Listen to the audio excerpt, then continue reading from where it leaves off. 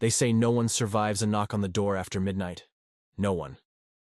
20-year-old Lisa thought it was just another urban legend. She'd laughed it off like everyone else until the night her phone buzzed at 12:03 a.m. The text was chillingly simple. Whatever you do, don't answer the door. Her heart skipped a beat. She stared at the message, the sender marked as unknown. At first, she assumed it was a prank, a friend messing with her. But just as she typed out a sarcastic reply, there was a knock at the door. 3 slow, deliberate knocks. Lisa froze. She was home alone in her tiny apartment on the edge of town, her nearest neighbor a quarter-mile away. The knock came again, louder this time. Boom, boom, boom. Her throat went dry as her mind raced. She glanced at the clock. 12:04 a.m. The text came back to her. Whatever you do, don't answer the door. The knocks became frantic now, heavy fists pounding the door, shaking it on its hinges. "Who's there?" Lisa called, her voice trembling. No answer, just more pounding. She grabbed her phone, fingers trembling as she dialed 911. The line didn't ring.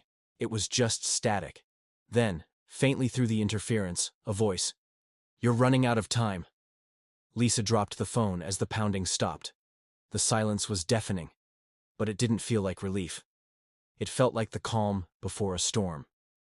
She took a hesitant step toward the door, peering through the peephole. The hallway was empty. Then she noticed something chilling.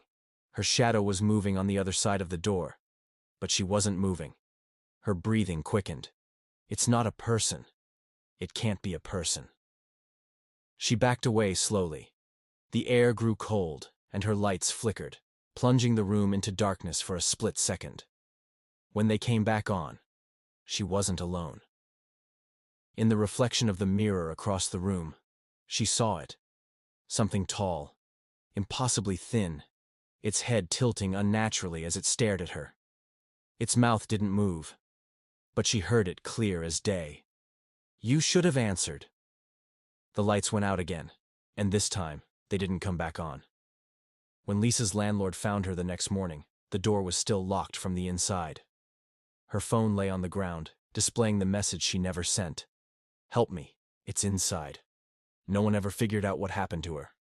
But if you're ever awake past midnight and hear that knock, remember this. It doesn't matter if you answer or not. It's already in,